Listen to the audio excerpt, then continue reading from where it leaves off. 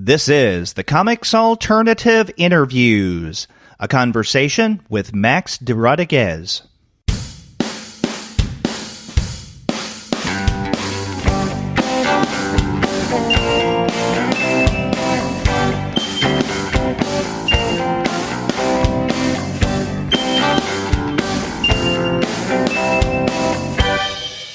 Hello and welcome to another episode of the Comics Alternative Interviews.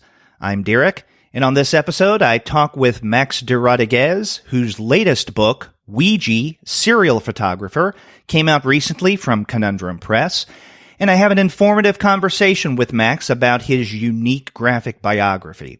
But before we get to that interview, I want to let all of you know that this episode of the Comics Alternative Interviews is brought to you by the great folks at Discount Comic Book Service. Go to their website, dcbservice.com, for all of your comics pre-ordering needs. There, you're going to find all DC, Marvel, Image, and Dark Horse titles at 40% off of the cover price if you pre-order. For all of the other publishers, you'll find that those discounts are anywhere from 20 to 35% off the cover price. And every single month, you're going to find some unbelievable specials. Sometimes those specials could be as much as 45% off the cover price. Sometimes 50% off cover.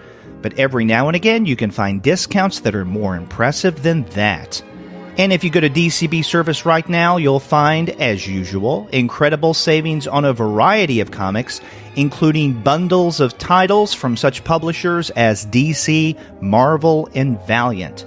And this month, you'll also find two notable bundles, both from DC, and these include the Jinx World bundle, which you can get at 50% off cover price, and then there's the Sandman Universe bundle at 45% off cover price. Whatever kind of comics you enjoy reading, you just can't beat the great prices at Discount Comic Book Service. Go to dcbservice.com for all your comics pre-ordering needs. And after you do get your titles there, please be sure to send them an email and tell them that the two guys with PhDs sent you. Arthur Fellig, better known as Weegee, was a street photographer for New York's popular press during the 1930s and 1940s. He worked primarily in Manhattan's Lower East Side, and he developed a signature style that captured a gritty, unflinching view of urban life. Once more, he was famous, or rather infamous, for adjusting his tableau, in particular the position of dead bodies at crime scenes, in order to capture an image that was to his liking. Max de Radiguès, along with his co-creator Wauter Mannaert, have decided to take on this historical figure as the subject matter of his latest book, Weegee, Serial Photographer. In this interview, I talk with Max about his fascination over Weegee, the origins of this project, and the challenges of writing such a condensed graphic biography. But we also cover Max's previous work, Moose, and what we might expect from his upcoming book, Bastard, coming out this fall from Fantagraphics. This is a fascinating interview, and I'd like to share that with you now.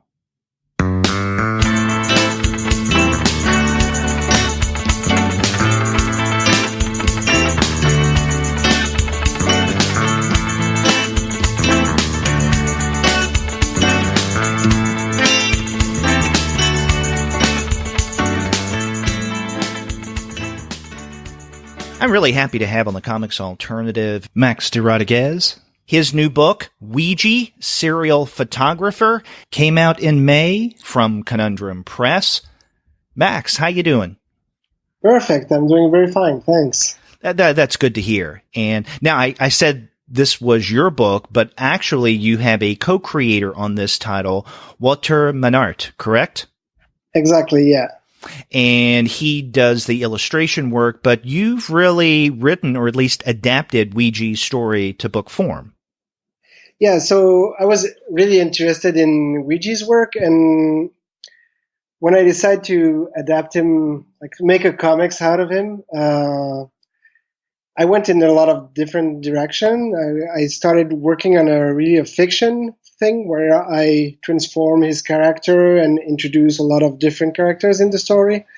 And that didn't really work out. And then I did something very biographical, like him as a child and growing up and blah blah blah. And yeah, it was really very a bit boring because it was just facts and not much of a story. So in the end, I managed to do a mix of all those things, and it's a fiction based on facts. So most of the things in the books are true, but it's built as a story.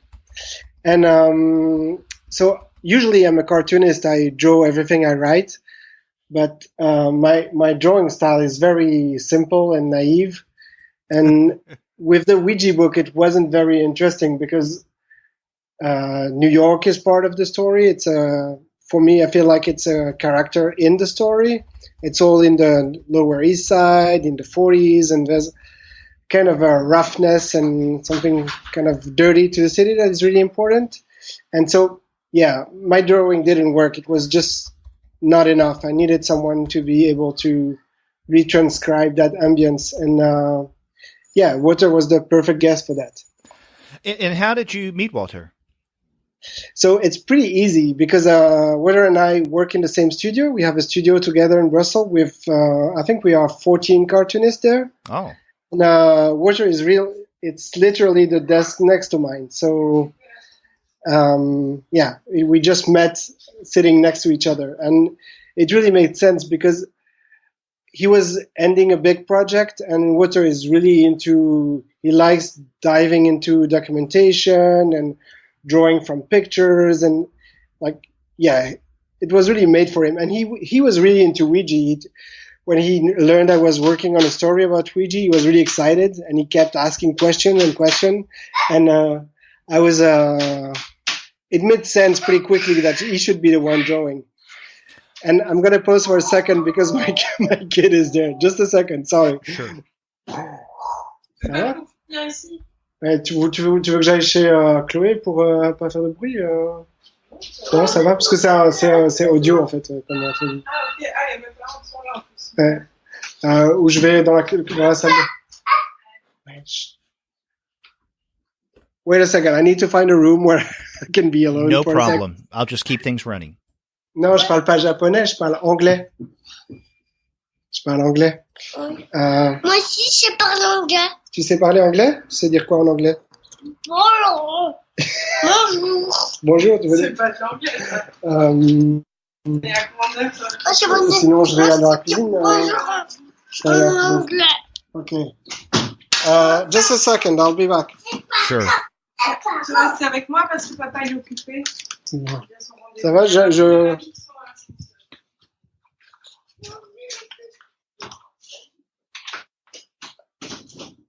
Up. Sorry, they were playing outside, but it started raining, so... That's okay.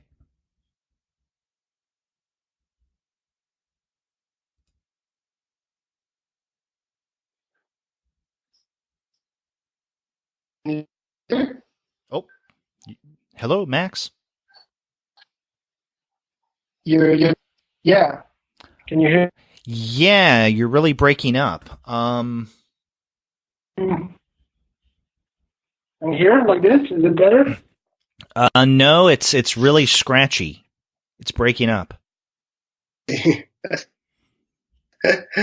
a second.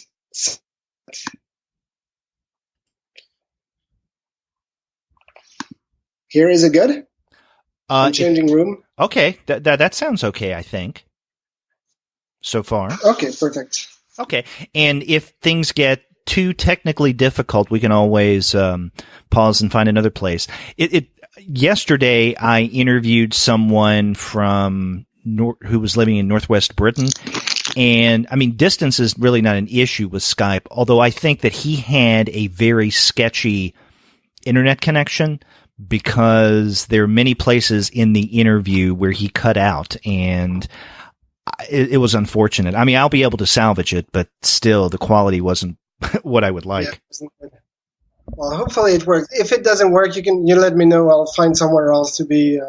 No, you're sounding okay now. So, okay, so we can pick up where we left off. You were telling me, and I think you had finished telling me about working with Wauter and, him being literally right next to you in the studio.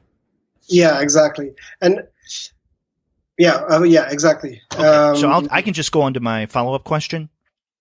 Yeah. Okay. Now, we've been talking about this new book on Weegee, and it occurs to me that many of our listeners may not know who Weegee is. So perhaps an appropriate way into your new book would be for you to describe who Weegee is.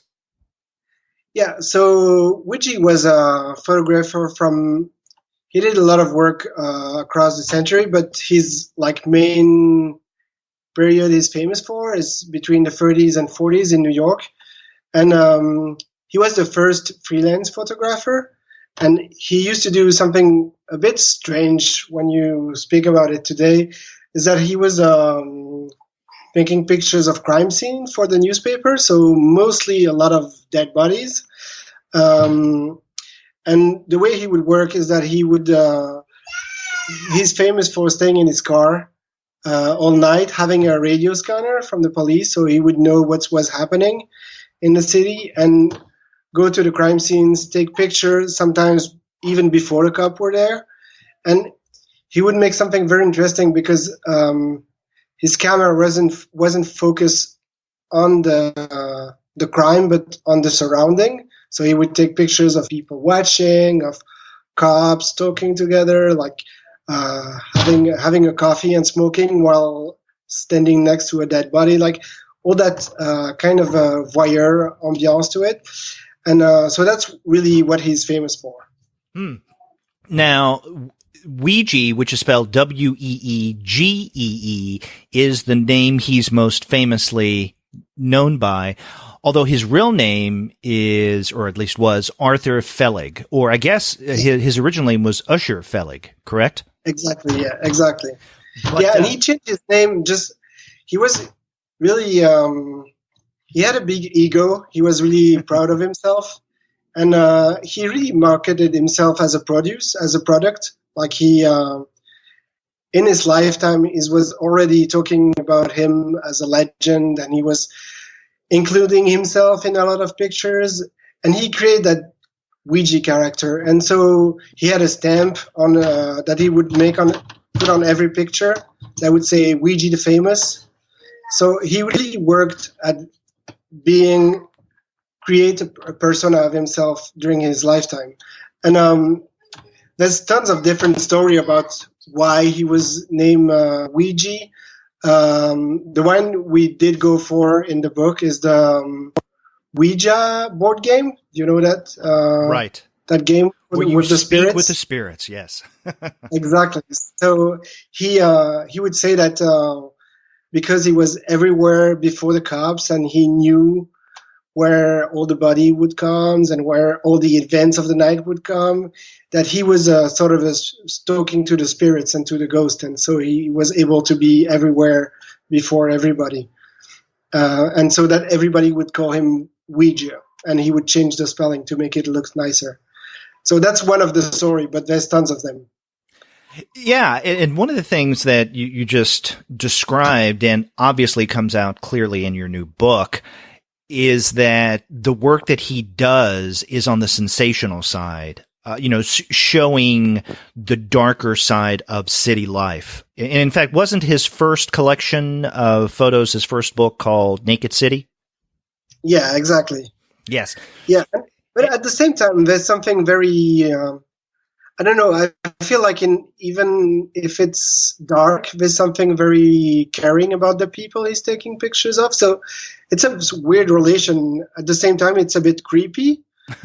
But also you can really see in his picture that he really loves the neighborhood, that he loves the people living there, that he's someone who grew up in the street, who had tons of different jobs, and he's really relating to everyone. He's not like coming into that neighborhood and taking pictures of dead bodies and then running out. He's really part of this world. And for me, I feel like every dead body on the street could be him. There's something very touching about how he makes those pictures. Mm. And one of the things that comes through clearly in your book, yours and Wauter's book, is, I guess, this sense of I don't know if you want to say him being torn, or maybe a better way of putting it is the two sides, at least two sides of Weegee. And then on the one hand, as you were describing, he's very much a part of life on the Lower East Side. I mean, this is where he grew up. This is his people. This is his community. And so he feels at home there. And there is that kind of connectedness, that tenderness, that care that you were describing in his work in that area. On the other hand, he's someone who yearned to leave the Lower East Side and to go off to some place like Hollywood because, as you pointed out, he had a very high opinion of himself and felt that he was destined for great things. Yeah, exactly. He thinks the worlds of him. He thinks he's the best photographer ever. He wrote an autobiography book, and it's really funny to read because when you know a little bit about him, you can see that his book is full of lies and he's just making up stories all the time to make him feel better and make him look more beautiful and more interesting. So yeah, he loves talking about himself and how good he is, and he feels like he should be considered as a big artist, but also as part of the movie industry, but also talked to by, like he wants to be everywhere at the same time. He's the king of New York. Yeah, and one of the things that you and Wauter do so well in this book is through the story, and you let it show. You don't really tell. You give us a Weegee who is in ways kind of full of himself, very self-confident. And we see that through his behavior in how he speaks of himself. So we see him throughout this text talking with different people at different times, usually women that he's attracted to, and he'll tell them the same story over and over again. For instance, how he got his name Weegee, about the Ouija board and all that, and also that story of how he just happened to be on a street corner, took a picture, and then moments after that, there was a gas explosion, and he was right there. And the way that you guys handle this, it demonstrates that he's someone who keeps coming back to these same narratives about himself, but in such a way that there are people close to him who've heard this many, many times before and find it quite amusing. Yeah, exactly. That was, I think, one of the hard thing to do with the book, with the character, is when you know a lot about him, Weegee is kind of an asshole. Like because he's so pretentious and he's so egocentric. When you just describe him bluntly, he really looks like an asshole. So we had to find a way to go deeper than that and find out who he really is, and also find a way that the reader would care for him and love him and not be just like, oh, what a jerk, I don't want to know about him, you know? Mm-hmm. Okay, well, tell me, why Weegee? What drew you and what draws you to this 20th century character? How were you introduced to him and his photography? Yeah, so I always really liked and was really fond of street photography, and kind of randomly stumbled upon one of his book, the Naked City book. At the time, I was doing the fellowship at the Center for Cartoon Studies in White River Junction, Vermont. Mm-hmm. That was 2009, 2010, I think.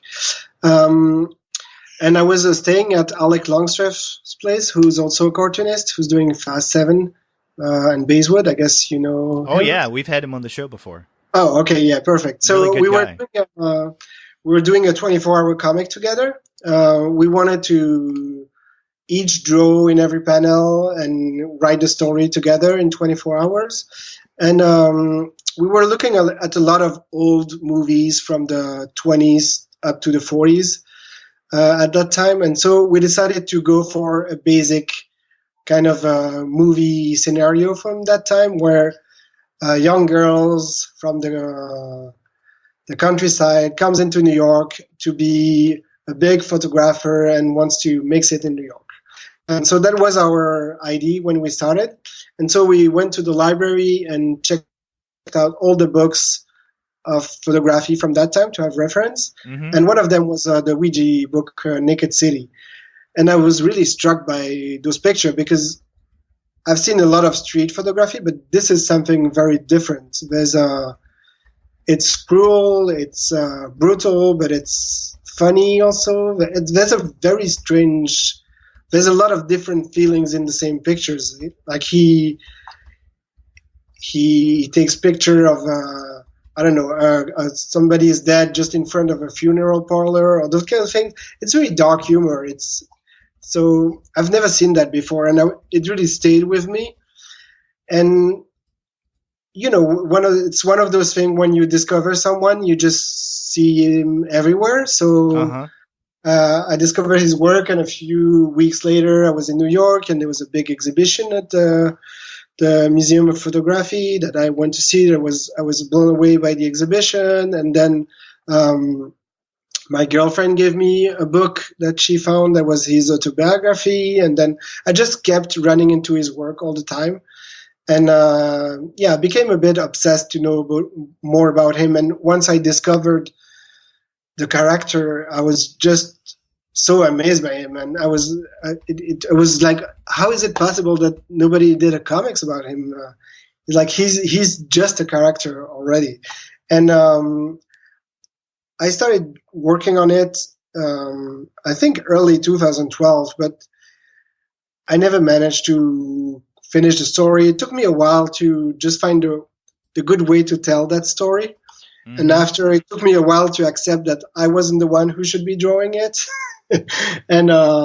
So finally, I think I finished the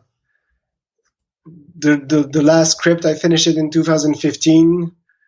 So almost 5 years after discovering him. So the book is out now.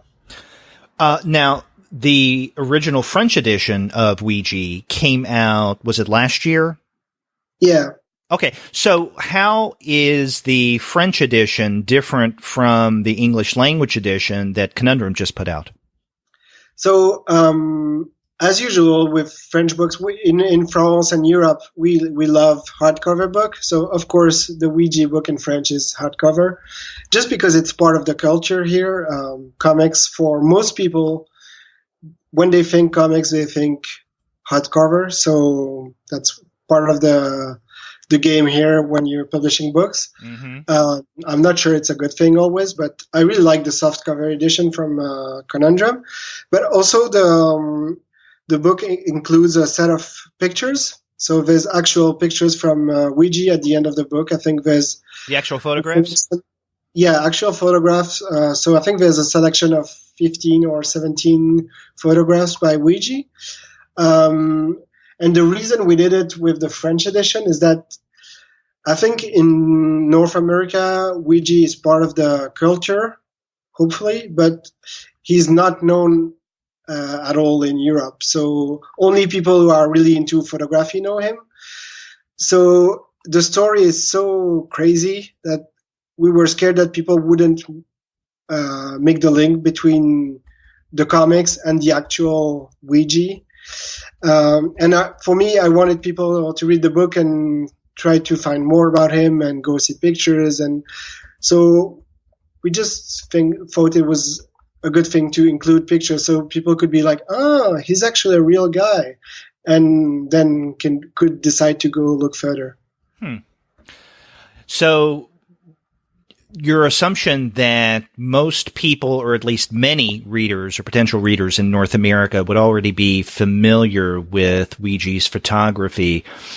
Also, given the nature of the internet, people can easily and quickly look up the photos. Of course, yeah. Yes. Now, what is your background when it comes to photography? Was the art of photography, the medium, something that was part of the original draw to Weegee? Yeah, well, like I said, I was really I've always been attracted by photography, and I love going to see exhibitions and stuff like that, but I'm not a photographer, and I haven't any kind of background on it. Like, I've never studied photography or learned a lot about big photographs. It's really discovering his pictures and reading more about him.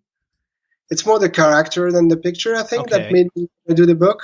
So the picture made me want to know more about him, and knowing about him made me want to do comics about him.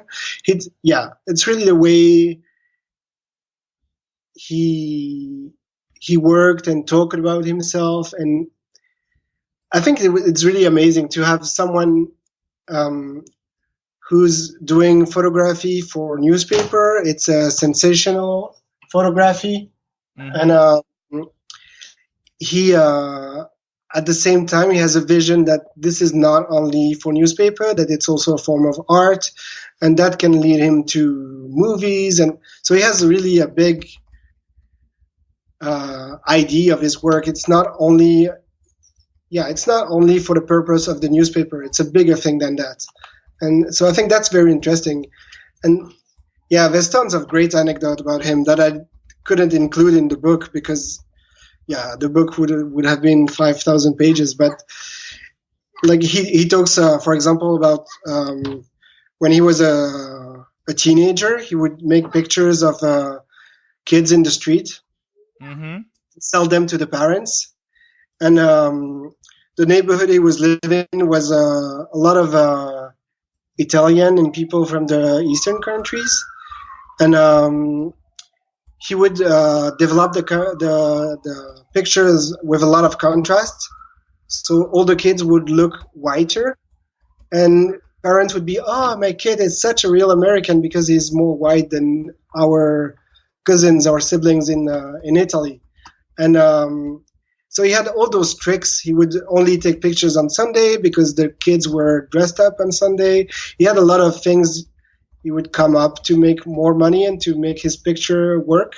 He would rent, for a time, he rented a donkey that he would put his kids on because they would pay more to be on the donkey for the picture. And also he could sleep in the stable with the donkey. So that was a way to earn money. So he had like tons of tricks, and he was really, from early on, he was really a hustler. He was really coming up with ways to make money, and he did that even in his photography in the newspaper, because he was supposed to be taking pictures of what was happening, but it didn't always have something to show for. So he would just come up with a news story. So a famous one is that he took a lot of picture with high sensitive film in the movie theater where people are kissing and making out and touching each other. And so he's like, the news article is like, "Look what's happening in the dark of the movie theater while you're enjoying your movie."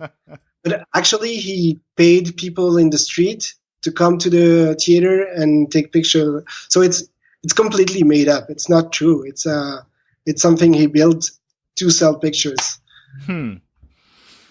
So he's definitely the entertainer. Yeah, exactly. And he's always, the funny thing also is that he's taking news.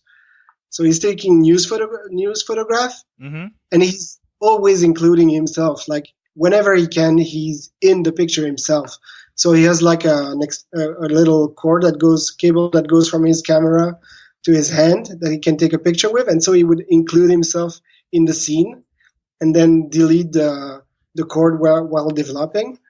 So that's also very funny to have someone who's supposed to be the photograph and he's just like peering over the dead body with a big smile and his cigar. And it just, yeah. Yeah, because we usually think of news media photography as being objective, as being detached, as capturing the actual scene. But we don't see that necessarily with Weegee's work. As you point out in your book, as you and Wauter point out in your text, he actually stages many of the scenes that he photographs. And then, as you just recalled, he includes himself in many of these scenes as well, which is a little strange. Yeah, there's a scene in the book where they discover a guy in a trunk who's been stabbed many times, and he's like all twisted up and attached in a trunk. And he counts the stab wounds, and the cops just can't take it. They run off to puke, and they don't want to see that. And so he has nobody to be in the picture. So he includes him looking at the dead body in the trunk in the picture. He tries to sell that, and the newspaper he's working with is like, we cannot show this. This is like too gruesome. We cannot show a dead body all twisted up with ropes and stab wounds. And so he's like, okay, I'm going to go back to the studio. I can easily delete that guy from the picture and show the empty trunk. And so he sells that. So he changes the picture. It's the same picture, but he takes the body out and he sells that. So that's pretty amazing, I think.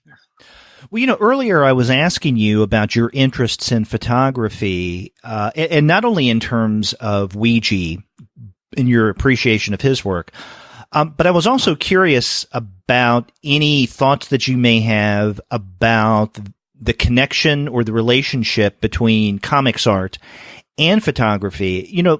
There have been quite a number of comics artists, who have employed photography into their craft in one form or another, either reproducing it realistically and almost literally, where you have, for a variety of different reasons, a photograph inserted into the cartoon text, or taking a photograph and manipulating it in such a way that there's something a little off and illustrative about it, but it's nonetheless recognized as a photograph. And so I was wondering if you have similar interests in that relationship between those media. Yeah, so like I said earlier, also so the listener might not know that, but my drawing is very, very simple. So including photography in my own work would be very hard or disruptive. Yeah.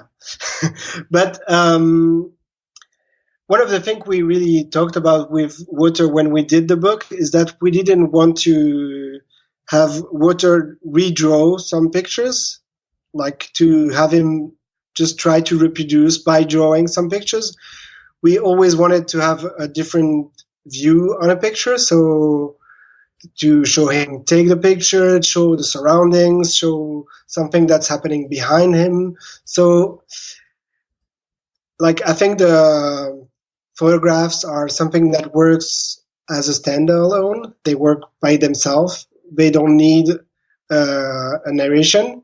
But what's interesting is not the photography, but how the photography is taken and what's happening at that moment at that place. So that's really what we try to do. It's more to show how it was taken, where it was taken, why, what's happening around, and how he's going to develop them, how he's going to sell them to newspaper, how he's getting his intel.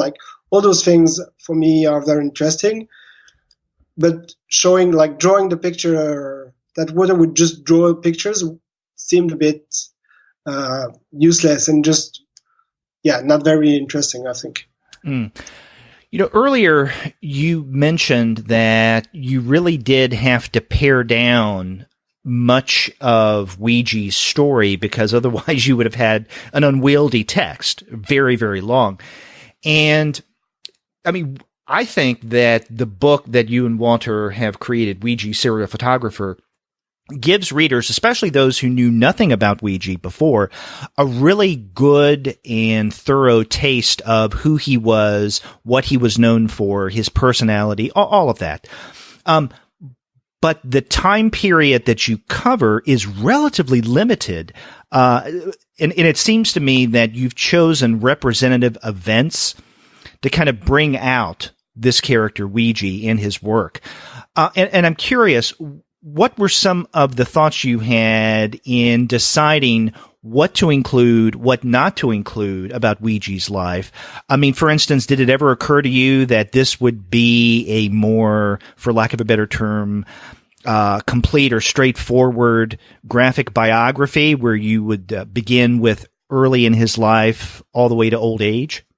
Yeah, I thought I did some versions of the scenario like that, but that myself, I don't like reading those comics. I think they're always something a bit more too scholar to them. Do we say that in English? It's a bit more. It's dry and scholarly. Yeah. So, like for me, making comics is about writing a good story. It's about making a story work. And so even if I was working on somebody who existed, I still wanted to make a story, not to make a succession of facts. And so, yeah, we decided to take all the good things that he did between roughly 28 and 45, something like that, and just condense all of those in a short period of time. Because for me, it's really the core of his work. It's really what's important, and it's what stays from him. And we decided also that we would end the book in Hollywood, because it's been his goal all his career. And for both of us, when he finally has his big breakthrough, he has exhibition in the MoMA, and he has a book out. He's working with Stanley Kubrick, and he's becoming a big shot. But his photography at that time is not interesting at all. Like, everything disappears once he leaves the Lower East Side. It's like what made his photography good just disappeared. I think because he was not driven anymore by that goal of make it. Like I don't know. Like when he reached Hollywood, he plays a lot with the lens. He makes a lot of deformation pictures of stars, and there's not the same feel to it.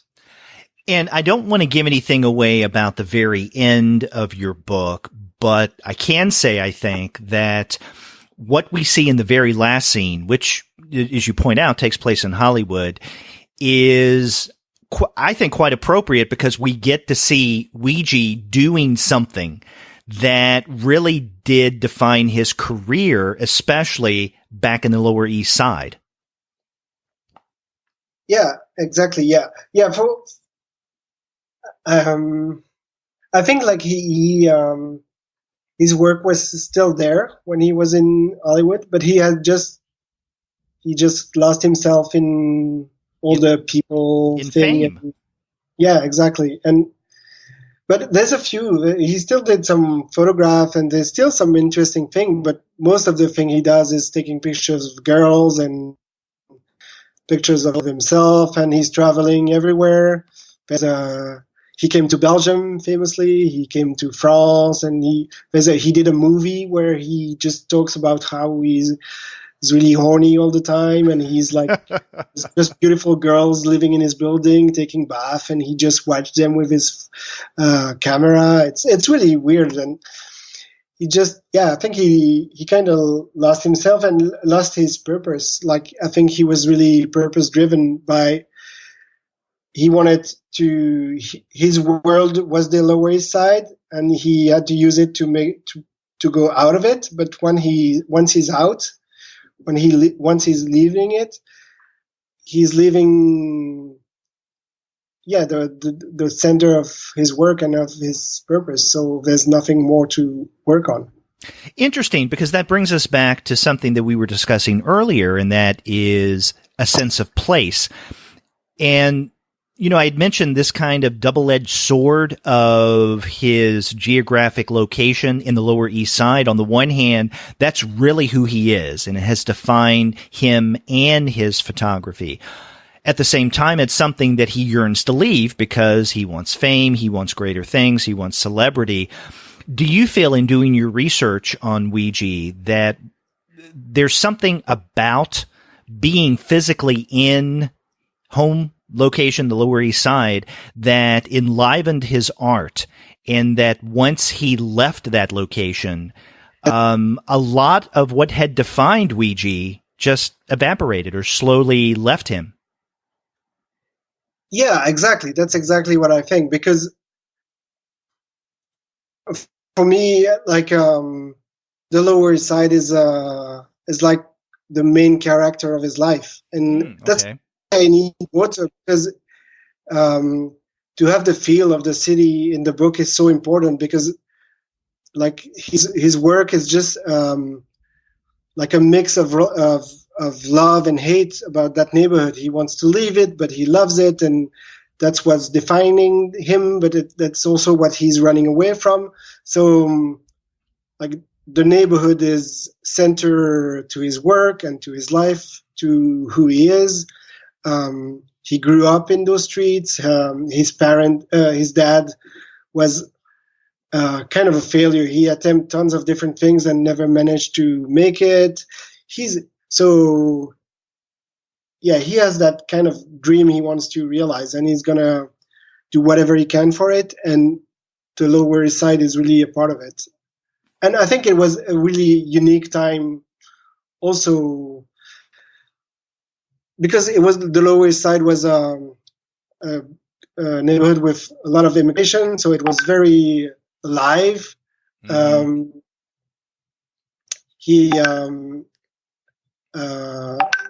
Sorry, my computer is buzzing. So the neighborhood was really alive, and there was a lot of thing happening, but there was also a lot of violence. And so, yeah, I don't know. It feels like it was just a unique time to be there, and a lot of photographs from that time period in New York just took tons of pictures of that neighborhood. It seemed like it was a place where everything was happening. Now, you were talking earlier about your and Wauter's process in terms of, I guess, condensing Weegee's life or finding representative examples that best defined who he was and what his photography was all about. Did you guys try to be as true to history, to the actual life of Weegee as possible? In other words, was there any question as you guys were creating this narrative about verisimilitude? Was everything an actual occurrence, a documented event from his life, or might you've played around a little bit with the reality of his life? So one of the trouble I had with all that is that I read a lot about Weegee and about his life, about New York at that time. But at one point I knew too much, I think. So it really blocked me into writing, because I was trying to be accurate to everything, and I was really conscientious about what I was working on, and worried that people who knew Weegee better than me would be mad that I forgot something, that people that lived in New York would be like, oh, that's not what New York was like. And so, yeah, I was really blocked by too much knowledge, if that makes sense. Yeah, it does. And so I had to take a step back. I had to drop the books, let a few months pass, forget a bit what I read, and then go back to work. And most of the things that happen in the book are more or less, most of the things are true, but then I played with them and I arranged them, and I really made Weegee as my character and not as Weegee. So, yeah, I don't know. I think it's hard to be true to someone who's been. It's my vision of Weegee. And somebody else will have maybe a complete different vision of him. But Wauter and I were pretty on this. We talked a lot about it, and we were on the same page on what Weegee should be as a character, and so that's what we went for. But yeah, I don't think.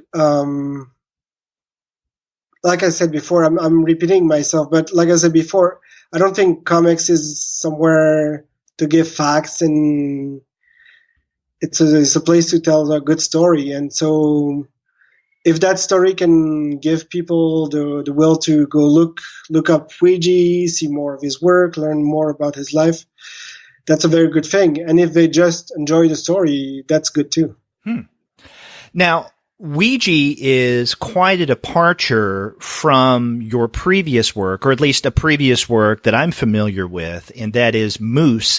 Now, the English language edition of Moose came out from Conundrum Press, again, just as Weegee has, in 2015. And in fact, maybe we should remind our listeners that your book Moose was actually nominated in 2016 for an Eisner Award in the Best Publications for Teens category.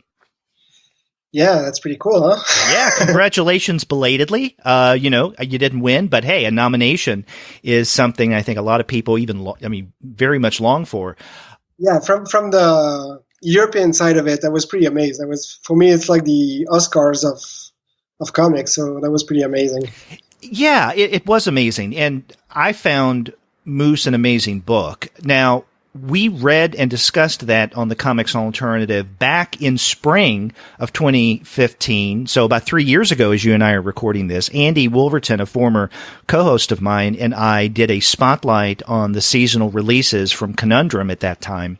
And Moose was one of the books. And I remember we really enjoyed it, and we liked your message, I guess your subject matter on bullying, and I particularly appreciated the ambiguous ending because I tend to prefer kind of uncertain, ambiguous conclusions.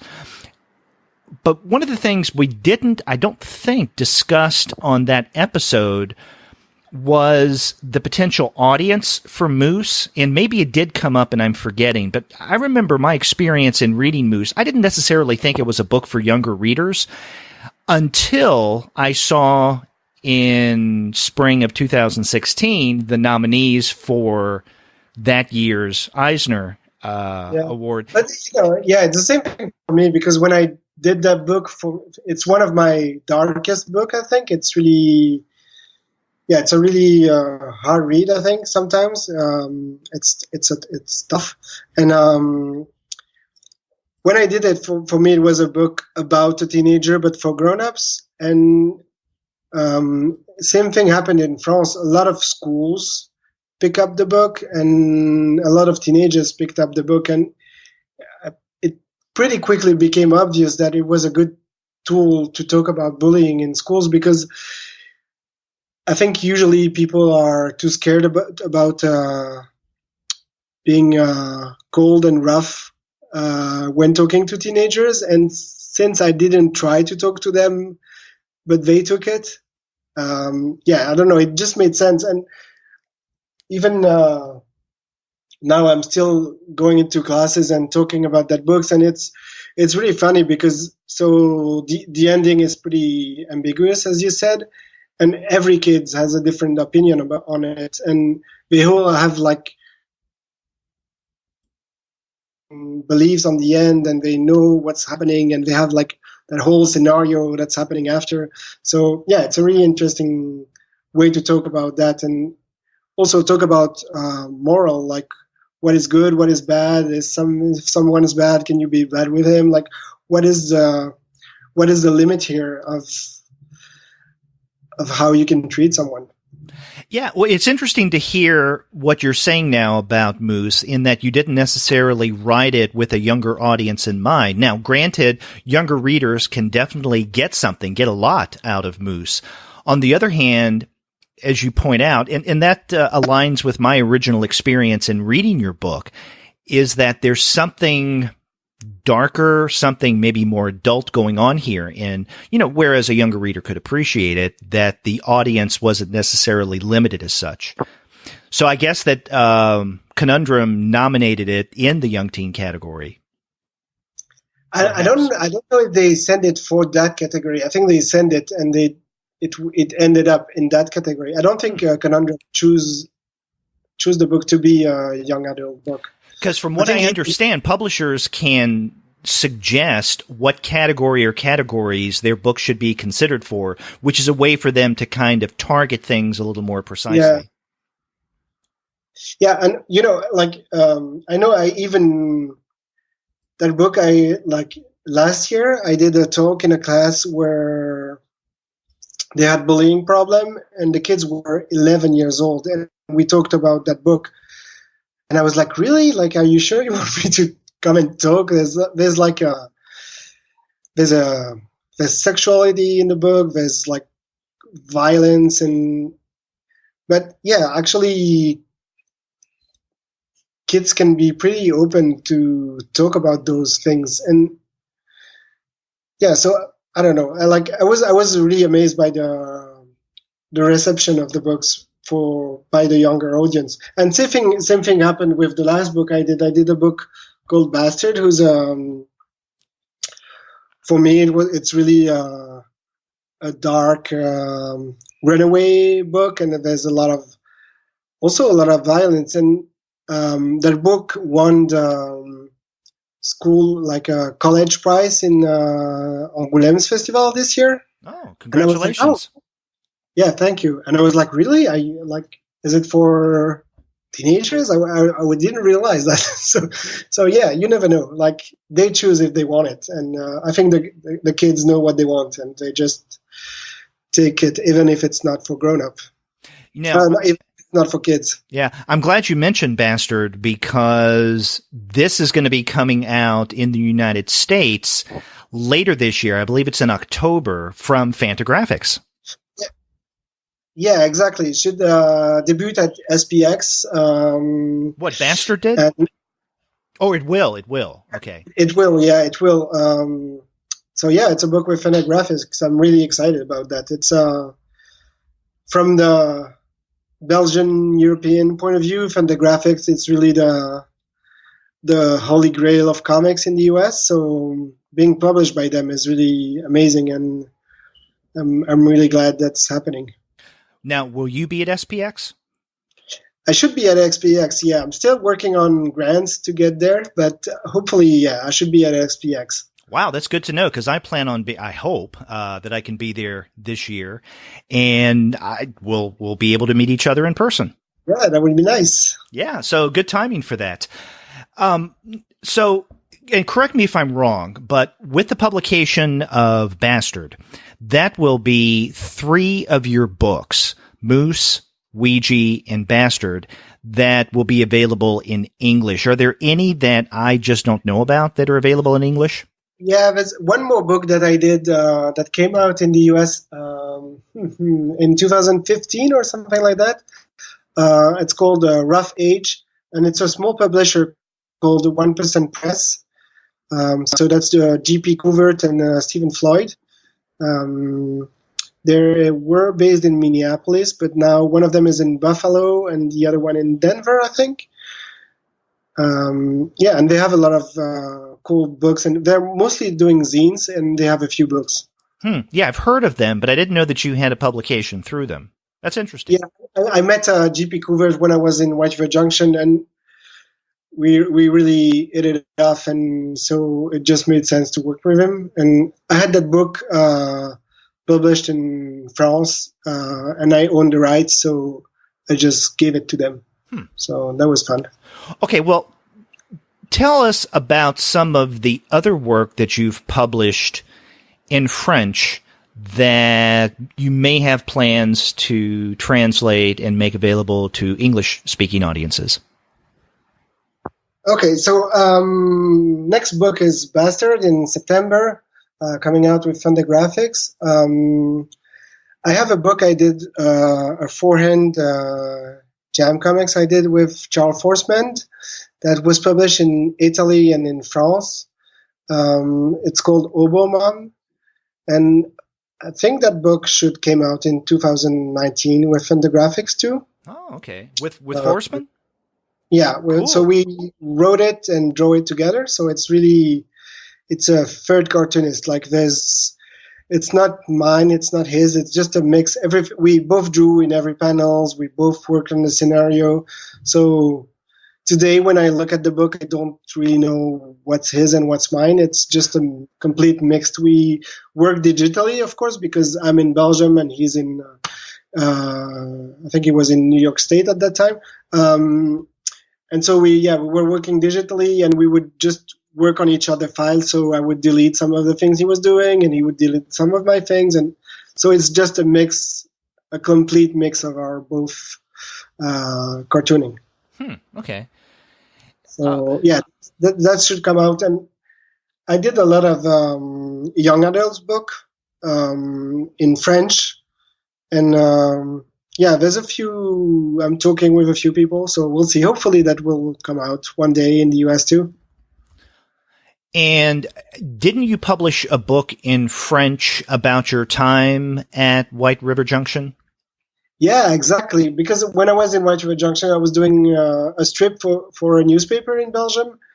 The theoretical idea was that I would make a comics about American comics every week. So the idea was I would make a small review of comics that I was reading over there. But I had a girlfriend that I left in Belgium when I went to White River Junction. So the first trip was me saying goodbye to the airport and being all sad and whiny.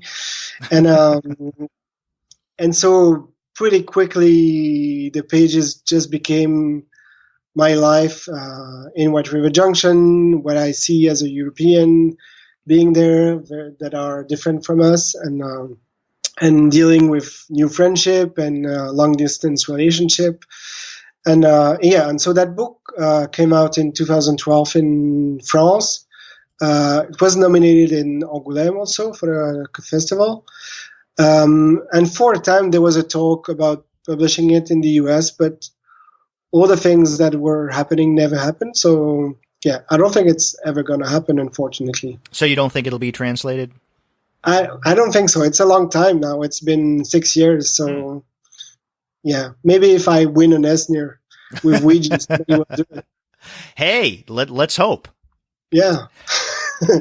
Okay, so, some of the work that we've talked about that will be coming out over the next several months and into next year. So we've got Bastard that's going to be released, I guess, debuting at SPX this fall from Fantagraphics. And then the book that you mentioned, the collaboration with Charles Forsman, is going to be coming out in 2019. Is there anything, Max, that you're working on currently, brand new stuff that you can tell us about? Yeah, right now I'm working on young adult comics. It's a 3-part story. So I published the first book in French in April. The second one should come out in France in October.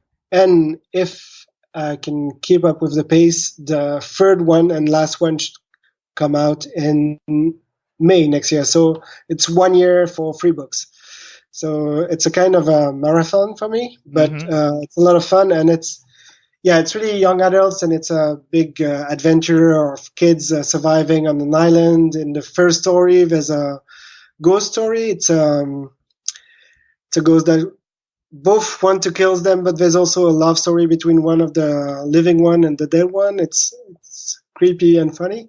In the second book, there's tons of wolves and a lot of blood. It's a really kind of a horror story for teenager. And the third one I'm writing right now, it's the end to wrap all those stories up. And you're saying that the first 2 volumes of that trilogy have already been published in France, and the third one is what you're currently working on, correct? I'm working on the second one that I need to finish beginning of the summer, and it's going to come out in October. Okay. And the third one I'm currently writing, and I need to be done pretty quickly so it can come out in May. So, yeah. So, my assumption is that these will eventually be translated and released in English. And I'm curious, would you want to release the 3 finished books in the trilogy by themselves as a trilogy, 3 separate texts, or would you prefer in English to collect all 3 of those stories into just one volume?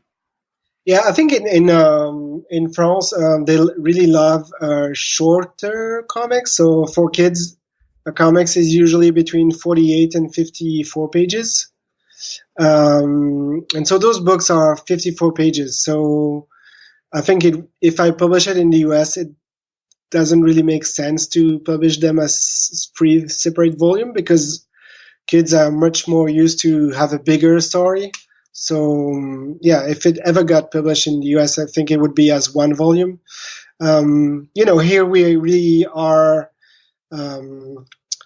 we'll still read comics as we would read Tintin, and so that's still the main example of what a comic should be. It's a short story with packed up adventure, and it's a standalone 60-something pages. So a lot of publishers are still looking for that kind of comics here. Have you been talking with any American publishers?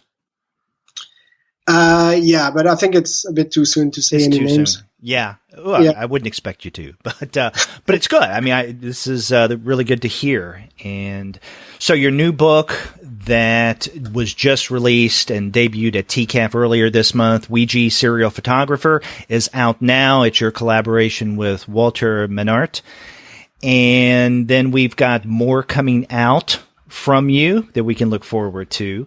Max, I want to thank you again for coming on the Comics Alternative to talk about Weegee and your other work as well.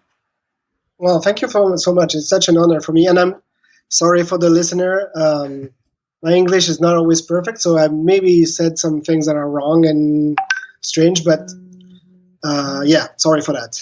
That's okay. No, it sounded just fine. And I look forward to seeing you, I hope, at SPX in a few months. Yeah, hopefully. Yes, it will be a pleasure.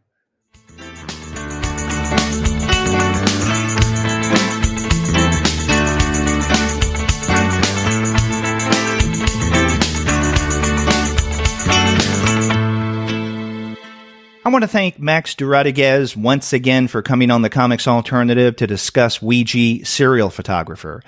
If you're a fan of photography or you appreciate graphic biographies, then this is a book you should really check out. And if you want to find great comics like Weegee, then you do well to check out the website of our sponsor, Discount Comic Book Service. Go to dcbservice.com, where every month you'll find unbeatable prices on your favorite comics and on titles that you may not know, but you probably should, kind of like Weegee. That's dcbservice.com. And after you do get your comics there, get in touch with me and let me know what you thought about my conversation with Max. If you go to our website, comicsalternative.com, you'll find that you can leave us a voice message online via SpeakPipe. Or you can call us the old-fashioned way by picking up your phone and dialing 4153-COMICS. That's 415-326-6427. You can also email us. We're 2guys@comicsalternative.com, or you can email me directly. I'm Derek at comicsalternative.com. And we're all over social media. Check us out on Twitter, Facebook, Tumblr, Instagram, Google+, Goodreads, Pinterest, YouTube, Slack, and Discord. You can subscribe to the podcast through Apple Podcasts. You can stream us on Stitcher. You can also find us on Spotify, on TuneIn, on iHeartRadio, and on Google Play Music. But you can find every single one of our podcast episodes, as well as the reviews and comics-related commentary that we post on our blog, simply by going to our website, which is comicsalternative.com. We have more interviews lined up in the days to come, so be sure to check back for those. Until then, take care.